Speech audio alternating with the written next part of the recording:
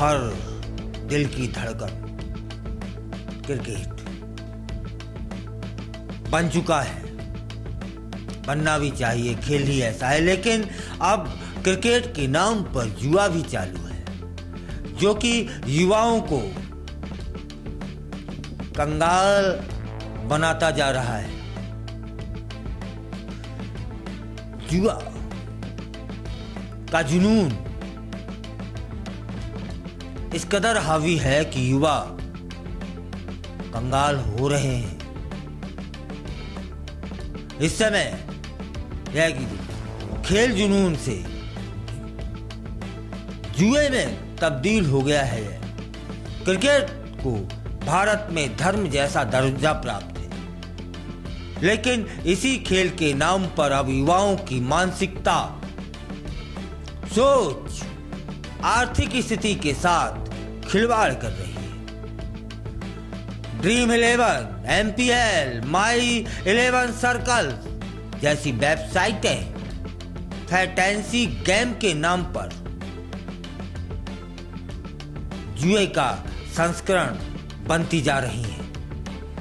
प्रश्न यह बन रहा है कि क्या सब कुछ सरकार की नाक के नीचे क्यों हो रहा है?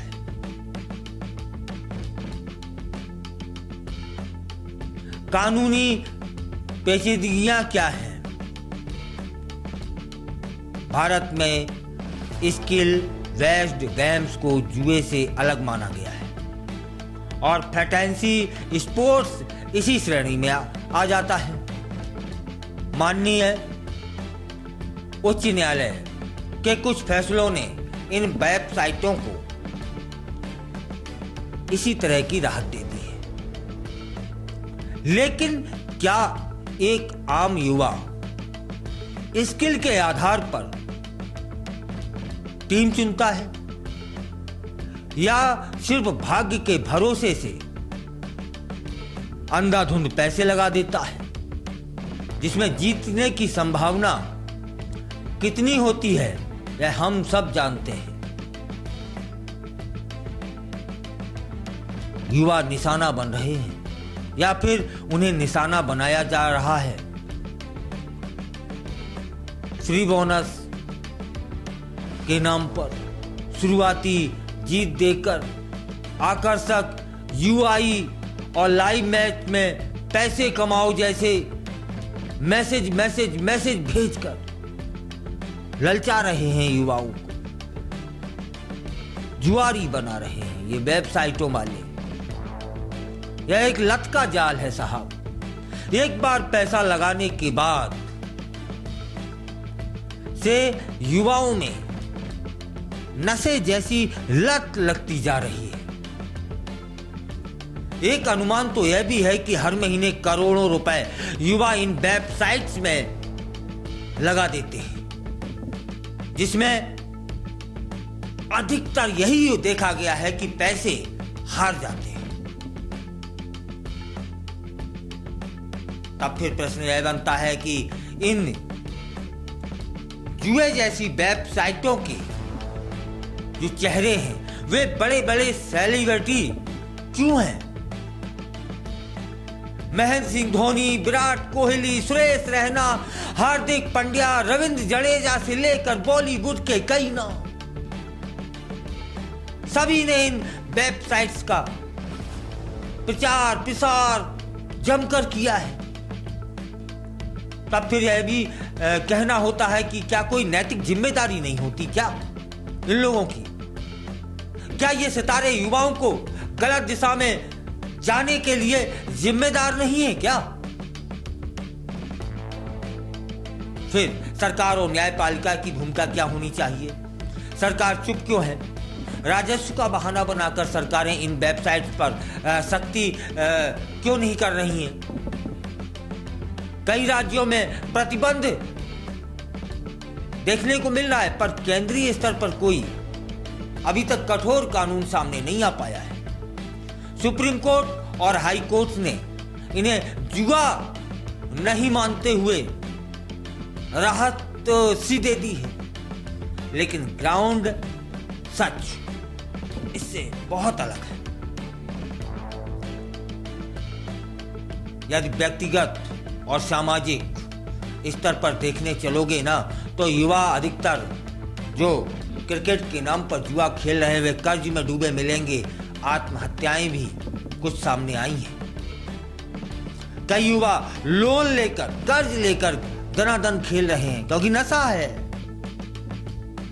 हारने का अवसाद आत्महत्या तक की स्थिति पैदा कर देता है। और जब इस तरह की स्थिति बन जाती है तब पैसों की वजह से परिवार टूटने के कगार पर आ जाते हैं, झगड़े होते हैं, कलह होते हैं। लेकिन कुछ भी होता रहे, एक नशेड़ी बन चुका युवा किसी की नहीं सुनता है। वो तो अपना नशा पूरा करेगा, उसका नशा है जुआ खेलना। और एक बात और यह देखने को मिलती है, ये युवा कई घंटों तक रातों जगकर फोन हाथ में लिए रहते हैं, उसमें उलझे रहते हैं, जिसके कारण उन्हें नींद उनसे कोसों दूर चली जाती है। वे तनाव में आ जाते हैं, डिप्रेशन में आ जाते हैं और मानसिक और शारीरिक रूप से कंगाल हो चुके होते हैं। देखिएगा इन नशेड़ी युवाओं को। ये युवा तो जरूर है, लेकिन पैसे की कर्जे में डूबे हुए लोग, घंटों मोबाइल से चिपके हुए लोग अंदर से फूक चुके हैं। पर ढांचा है? सच बोल रहा हूं, बिल्कुल सच बोल रहा हूं। ये अभी तक तो इसका जो नशा है वो शहरों में देखा गया है। 30 साल का युवा जो इस क्रिकेट की दुनिया का नसेलची हो चुका है, जुए का नसेलची हो चुका है, उसे यदि 12 साल का गांव का लड़का हप कर देना तो इनकी सुसु निकल जाए। ये मोबाइलों ने इनकी वो स्थिति पैदा कर दी है। रात जग के इनकी वो स्थिति पैदा हो गई है। मानसिक रूप से बीमार हो गए हैं, लेकिन स्मार्ट बनते हैं। अब इस पर एक नजर डालते हैं। भारत की तुलना कर लेते हैं अंतरराष्ट्रीय परिप्रेक्ष्य में। ब्रिटेन, अमेरिका जैसे देशों में फैंटेसी गेम्स पर बहुत निगरानी रखी जाती है। विज्ञापनों पर चेतावनी देना बिल्कुल अनिवार्य है, लेकिन हमारे यहाँ भारत में अभी भी कोई पारदर्शी नियम नहीं है। अब यहाँ एक सुझाव जरूर है कि सरकार को हस्तक्षेप करना चाहिए। केंद्र सरकार को स्पष्ट और कठोर कानून बनाने चाहिए जो जुए और स्किल गेम्स में फर्क तय कर पाए। युवाओं और अभिभावकों को इस खतरे से सजग रहना चाहिए और सेलिब्रिटियों की भी जिम्मेदारी है। उन्हें ऐसे विज्ञापनों से दूर रहना चाहिए जिसमें युवक भटक जाता हो। पैसा ही सब कुछ नहीं होता, याद रखिएगा। तुम्हारी भी देश के प्रति जिम्मेदारी है, उसे निभाइए। विज्ञापनों का, कैसे भी विज्ञापनों का पैसा मिल रहा है तो आप पैसा लेकर के गलत चीजें प्रसार करने में मदद कर रहे हो। काहे के सेलिब्रिटी हो तुम आदर्श कैसे बन सकते हो देश के? कुछ लोग वो तमाकुओं के, गुटखों के विज्ञापन करने में लगे हैं, नशे के विज्ञापन करने में लगे। धिक्कार है तुम पर। पैसे के लिए तुम इतना गिर जाओगे। और यहां एक बात और कहनी लाजमी है कि शिक्षा में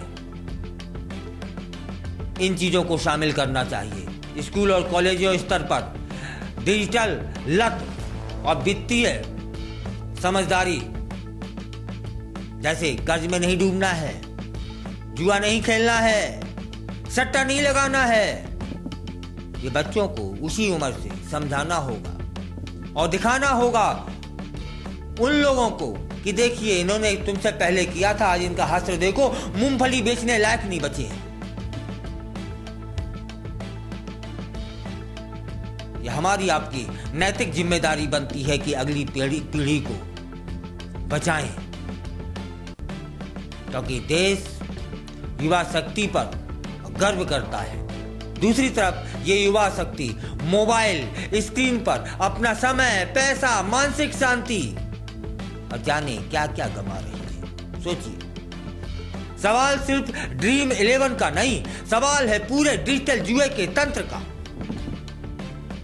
जो कानून और नैतिकता दोनों को परे रख चुका है।